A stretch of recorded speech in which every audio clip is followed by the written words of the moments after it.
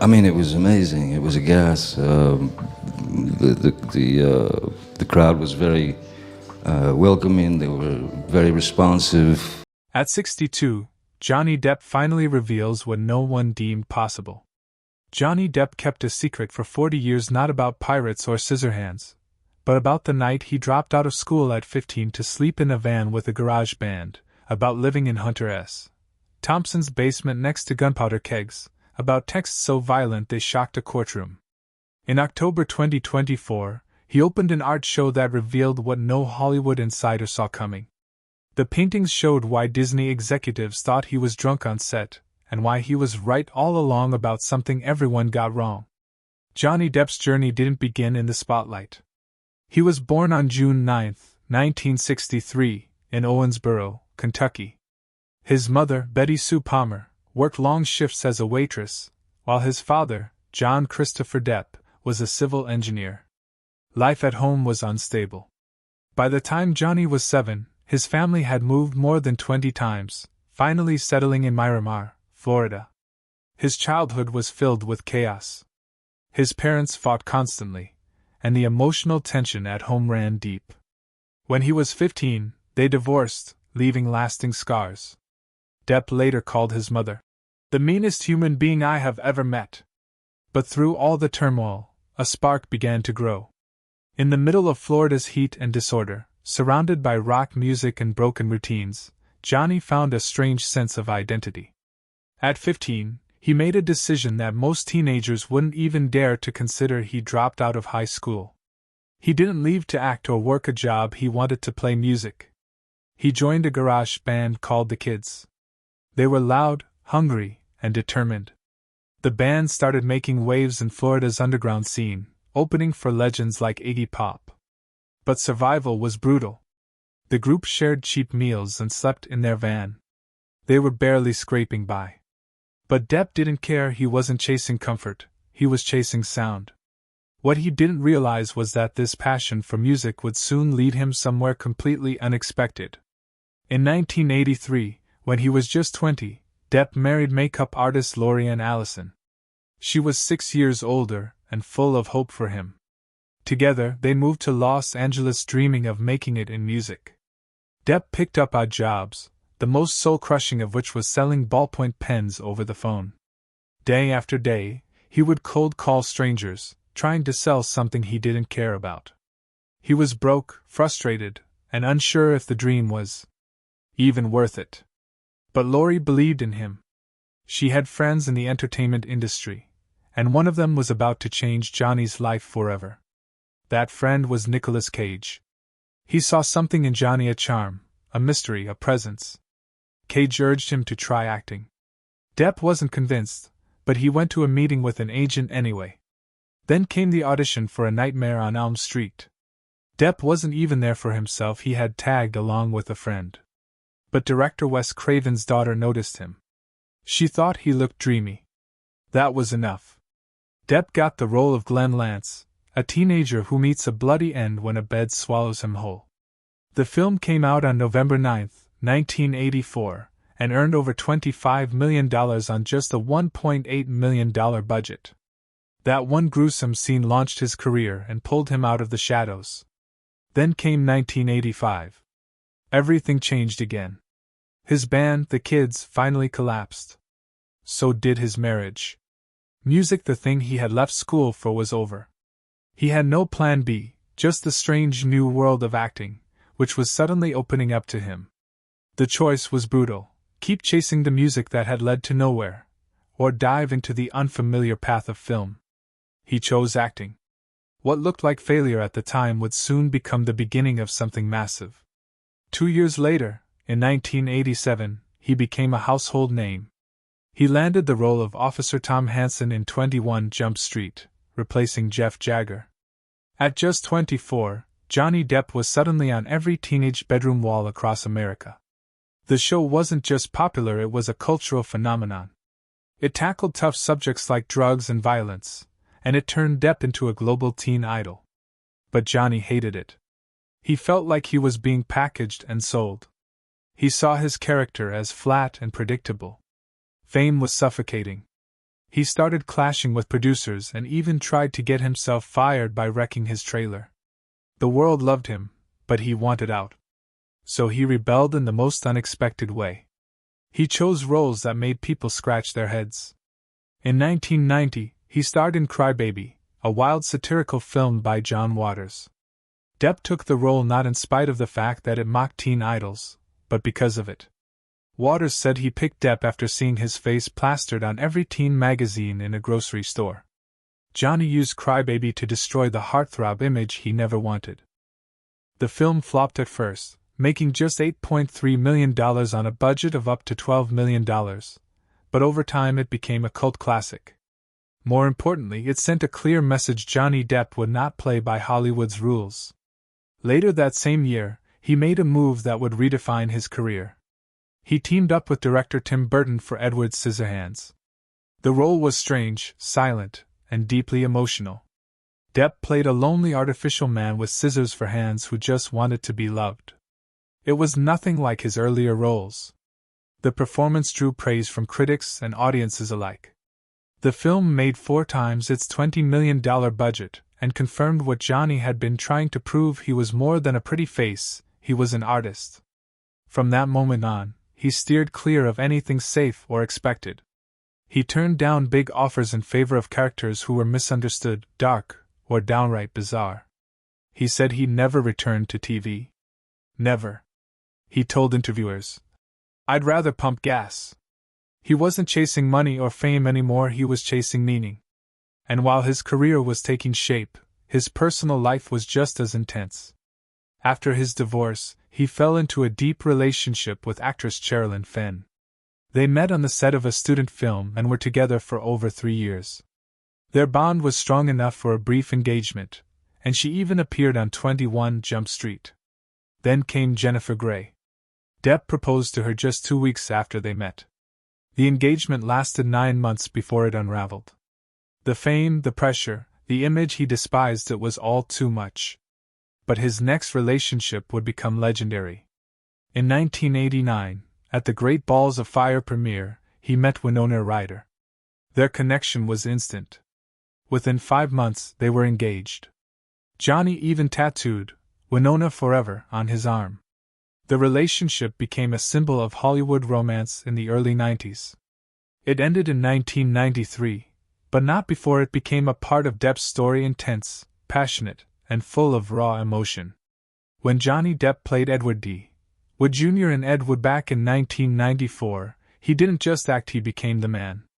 Ed Wood had been called the worst director of all time, and his movie Plan 9 from Outer Space was once voted the worst film ever made. But Depp didn't mock him. He treated him with love, showing his wild optimism and odd charm like it was something beautiful. Depp said he based the performance on Ronald Reagan's cheerful energy and the Tin Man. From The Wizard of Oz. That might sound weird, but it worked. The movie was shot in black and white, and it felt like a love letter to every strange, misunderstood artist out there. It also marked the beginning of something bigger: his long, iconic partnership with director Tim Burton.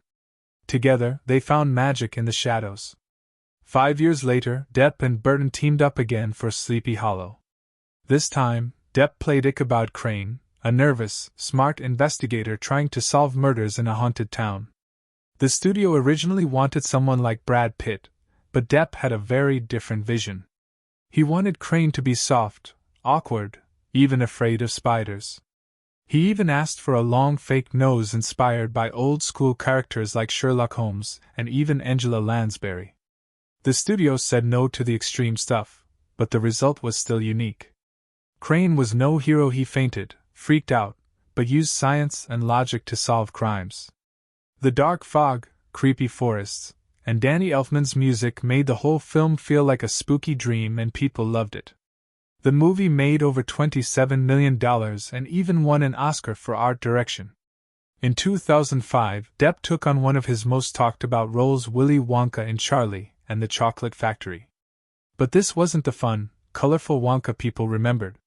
Depp's version was pale, stiff, and emotionally distant. He said he was inspired by children's TV hosts, and even based the haircut on Vogue's Anna Wintour. Some people thought he looked and acted like Michael Jackson, but Depp denied that. His Wonka didn't even like children. The film added a new twist: Wonka's troubled past with his strict dentist father. It was darker, deeper, and definitely more controversial. Critics were divided. Some thought it was brilliant, others said it was just creepy. But no matter what people thought, the film made nearly $476 million worldwide, and Depp got a Golden Globe nomination. Love it or hate it, nobody forgot his version of Wonka.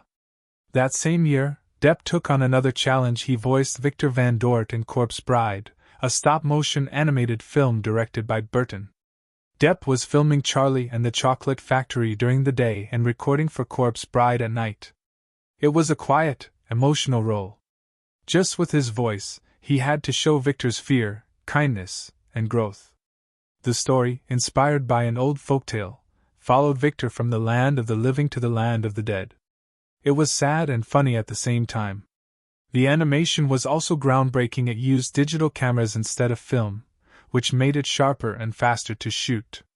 Corpse Bride became another hit for Depp and Burton, even earning an Oscar nomination, and it showed that Depp didn't need to be seen to move people.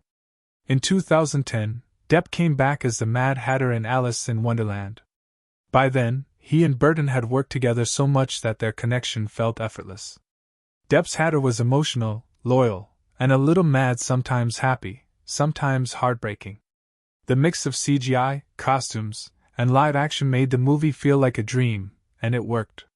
The film earned over $1 billion, making it Burton's biggest success. In 2012, they reunited again for Dark Shadows, with Depp playing a 200-year-old vampire named Barnabas. It was weird, stylish, and full of strange humor. Critics didn't all love it, but it showed how far their creative journey had come, from small quirky stories to big wild spectacles. But one of the most intense roles Depp ever took on was in Fear and Loathing in Las Vegas, 1998. To play the wild journalist Hunter S. Thompson, Depp didn't just study him, he lived with him. They met in 1994, and it was chaos from the start. Thompson shot a taser in a bar and invited Depp to his house, where they shot guns and blew things up. Depp later moved into Thompson's basement for 4 months. It was small, full of spiders, and next to a keg of gunpowder. Depp wore Thompson's clothes, drove his car, and even had his head shaved by Thompson to match his bald spots. He recorded hours of their conversations and followed him everywhere. When the film came out, it didn't even feel like Depp was acting, he was Thompson. Their friendship was so deep that after Thompson died, Depp fulfilled his final wish, shooting his ashes out of a 153-foot cannon to the sound of Bob Dylan's Mr. Tambourine Man.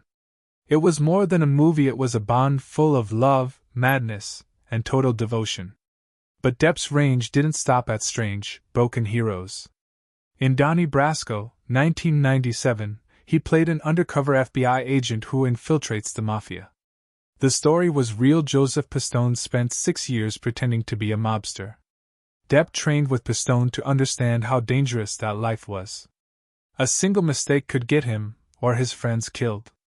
Depp learned how to act like a gangster, how to speak, move, and think like one. He also had to show the emotional cost. His character starts to lose himself, caught between loyalty to the FBI and the bond with a mobster played by Al Pacino. The tension, the lies, the guilt, it all came through in Depp's performance. It was subtle, haunting, and deeply human. In Blow, 2001, Depp took on the role of George Jung, a man who helped flood America with cocaine in the 1980s. Jung worked with Pablo Escobar and became a millionaire, but lost everything. Depp met with Jung in prison, studying him closely. He wanted to understand not just how Jung lived, but how he thought. He even improvised some lines to sound more like the real man. One of the saddest scenes in the movie shows Jung recording a tape for his father. Depp used Jung's real words. It wasn't just acting, it was a tribute. Jung's story was wild, glamorous, and tragic. Depp showed it all, from the highs of wealth to the lows of losing his family.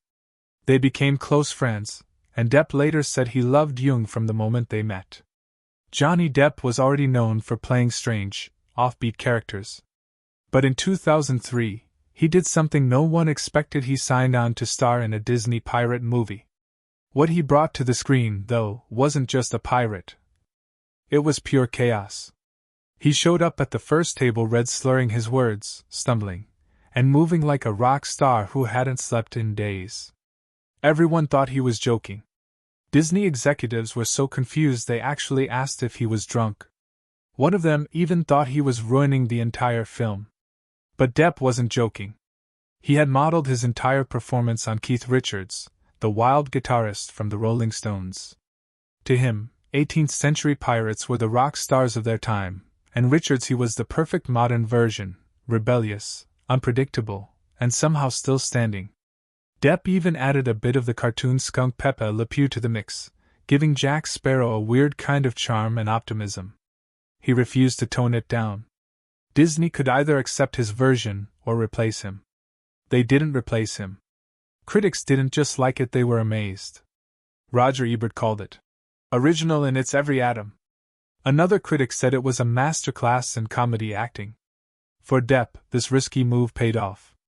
He got his first Academy Award nomination, a Golden Globe nod, and even won a Screen Actors Guild Award. And suddenly, the weird guy from indie films became the face of a global phenomenon. Then came 2006. Dead Man's Chest hit theaters and shattered everything in its path. In just its first weekend in North America, it made $135.6 million. No film had done that before. It made over $100 million in 2 days, passed $200 million in just 8, and crossed the $400 million mark in 45 days. Globally, it brought in over $1 billion. Nobody thought a pirate movie could do this, but Jack Sparrow had become the reason people showed up. 1 year later, the third film, At World's End, came out. It opened in more theaters than any film before, over 4,300 across North America, with about 11,500 screens total. In just 4 days, it made nearly $139.8 million. By day 5, it had brought in $153 million. Even with Spider-Man 3 and Shrek the Third out at the same time, Depp's Pirate ruled the box office. By the time it left theaters, it had made $963.4 million worldwide. It held the Memorial Day weekend record until 2022. Even when the later sequels started to slow down, people still came for Jack. In 2011, On Stranger Tides opened with $90.1 million in the US, but internationally it was huge. It made $256.3 million overseas in just one weekend. That was the biggest international opening at the time. It hit $1 billion worldwide and became the fastest Disney movie to ever do it. In 2017, Dead Men Tell No Tales made $62 million at home and $794 million globally, not as massive as before, but still a clear sign Jack Sparrow was bigger than the films themselves. Then everything started to fall apart. By 2010, the man behind The Pirate began drifting off course. His agent, Tracy Jacobs, said it was like watching two different people. The once professional Depp became known for being late, very late. Crews would wait for hours on set, sometimes entire filming days were wasted. On Dead Men Tell No Tales, the production team in Australia actually placed a crew member outside Depp's house just to see if he was awake. When he finally stirred, the message went out: "The eagle has landed." It wasn't just laziness, his drinking and drug use had grown worse. He'd show up late, disoriented, or not at all. Entire film shoots became tense and unpredictable. Producers argued behind the scenes about who should confront him. Even Disney had to come up with quiet systems just to manage the chaos. His personal habits were becoming a professional nightmare. Then there was his love story with Amber Heard. They met on a movie set in 2009. Johnny Depp was already a Hollywood legend. Amber Heard was young, ambitious, and gaining momentum. They were filming The Rum Diary, where Depp played Paul Kemp and Heard was cast as Chanel. Their chemistry was immediate. Heard once said, "Working with Depp felt like torture, but in a way that thrilled her." Both were in relationships at the time, Depp with Vanessa Paradis, Heard with Tasia Van Ree. But by 2012, those relationships were over. Depp and Heard became an item. At first, the world saw them as a glamorous new couple, but underneath the headlines and red carpets, things were far from perfect. Their love story would soon become one of the most bitter and scandalous sagas in celebrity history. They got married on February 3, 2015, a quiet ceremony at their Los Angeles mansion followed by a lavish party on Depp's private island in the Bahamas. But it didn't last. Just 15 months later, in May 2016, Heard filed for divorce and requested a restraining order. She accused Depp of repeated abuse, verbal, physical, emotional. Court documents pointed to at least 3 incidents, including one where she claimed he smashed things in their home and struck her. A judge ordered Depp to stay away. Photos of Heard's face bruised and swollen were all over the media. Depp denied it all. His lawyers claimed she was lying for money. The breakup became public warfare, the kind where no one walks away clean. Then came the op-ed. In December 2018, Heard wrote a piece for the Washington Post. She didn't name Depp, but everyone knew who she meant. She called herself a survivor of domestic abuse. Depp lost work immediately, especially his role as Captain Jack Sparrow. In March 2019, he sued her for $50 million, saying her words were lies that destroyed his reputation. Heard fired back. She said she'd lost jobs too and became a target of hate. The court case exploded. Photos, texts, witnesses, it all came out. Each side accused the other of abuse. The world watched, trying to figure out who was telling the truth. For many, it wasn't clear at all. One of the darkest moments came in Australia. It was March 2015. Depp was filming Pirates of the Caribbean, Dead Men Tell No Tales. They were staying in a rented house when a fight broke out. Depp's fingertip got sliced off. He said Heard threw a vodka bottle at him. The bottle shattered and cut his right middle finger. Blood was everywhere. His doctor said the fingertip was later found on the kitchen floor. Depp had surgery. Production shut down. Heard's team claimed Depp had hurt himself. There were photos, gruesome, shocking. That injury became a symbol of the chaos between them. No one could look away. Their divorce was finalized in January 2017. Depp agreed to pay Heard $7 million. She said she'd donate it all to charity. Later, it turned out only part of the money had been paid and not all of it came from her. Some of it came from Elon Musk. Despite signing a non-disclosure agreement, the story didn't end. Depp insisted she lied. Heard maintained she told the truth. They issued a joint statement calling their relationship passionate and volatile but built on love. It didn't convince anyone. Their reputations were in pieces, and the legal battles kept going. Then came new testimony. Staff at the Eastern Columbia building, where Depp and Heard lived, claimed Musk was visiting late at night. A concierge said Heard often called down around 11 p.m. to let Musk in. He was seen leaving the next morning. This was during her marriage to Depp. Surveillance footage showed them in the elevator close and intimate. Heard and Musk had said their relationship started after the divorce, but the building staff said otherwise. It looked like betrayal, and it played straight into Depp's hands during the trial. Depp's private texts were read in court. They revealed the rage he felt. He called Musk mollusk and sent violent messages to his agent. He wrote about slicing Musk and wished for Heard's karma to catch up with her. The words were graphic, ugly. He admitted he wasn't proud of them. But they painted a picture of a man pushed to his edge, a man watching his life unravel in front of the entire world. Then Heard's agent revealed something else. After she broke up with Musk in 2017, she texted the agent saying she had never loved him. She was just filling space. She said she needed time to heal from Depp, that Musk was a distraction. These messages tore apart the idea that it was a real relationship. It looked like a rebound. And people started questioning everything: her motives, her decisions, her truth. Then came the money trail. Heard had said she would give her entire divorce settlement to charity. But documents showed Elon Musk donated $500,000 to the ACLU in her name. Another chunk came from Depp. Only $1.3 million of the promised $3.5 million was ever delivered. Musk had even emailed the ACLU confirming he was helping her fulfill the pledge. It happened while the court case was raging.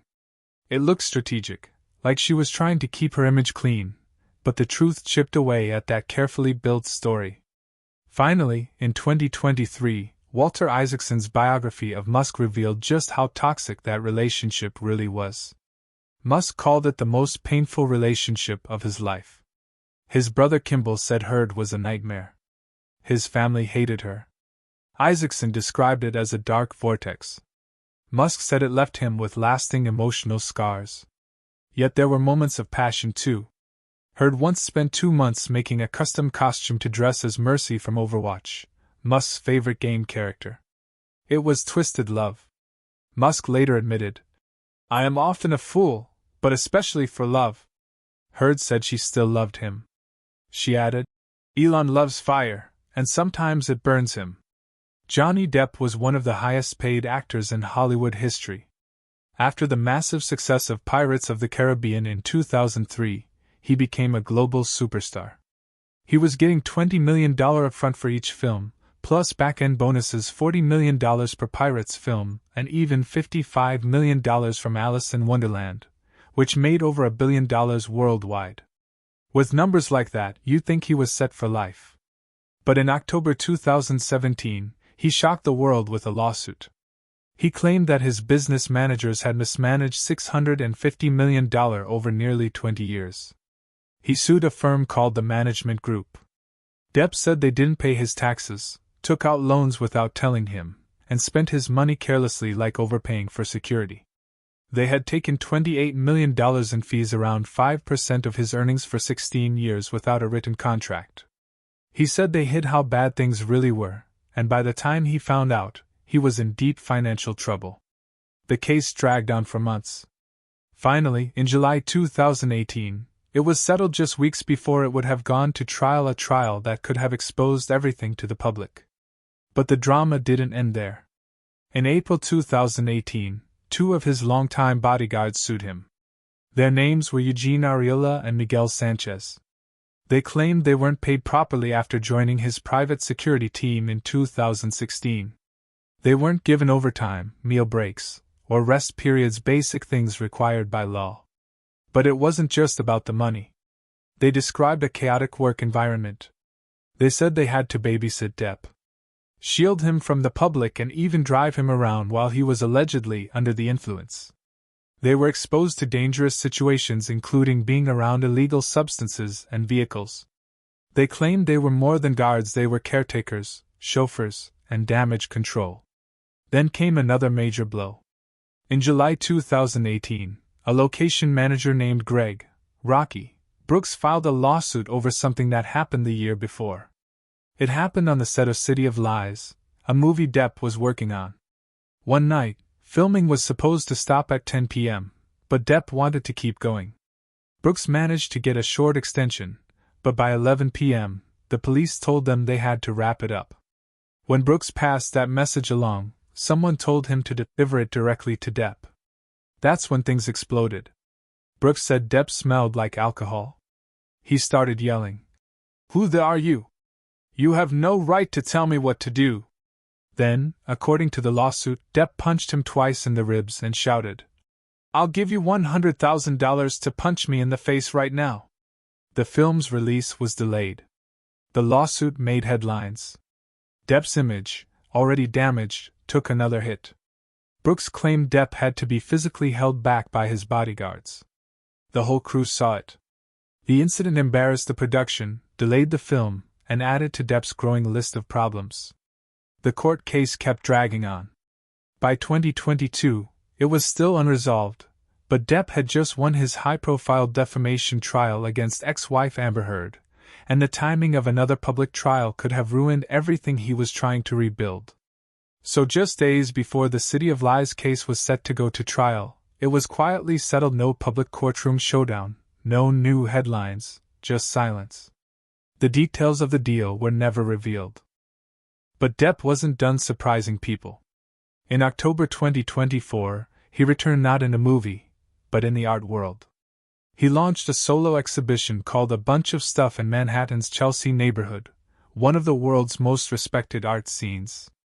It featured over 70 original pieces, some he'd painted decades earlier. The artworks were raw, personal, surreal. Some showed deep emotion. Some were colorful dreamscapes. But together they told the story of a man who'd lived through chaos and poured it onto canvas. Over 10,000 people came in the first week. Many had dismissed Depp's art as just another celebrity hobby, but critics were stunned. They saw real talent. They saw depth, pain, and precision. On opening night, stars from both film and art circles showed up. It was clear Depp wasn't just trying to make a comeback, he was trying to rebuild, not just his image, but his identity. Not as a fallen star, but as an artist finally in control of the story he wanted to tell.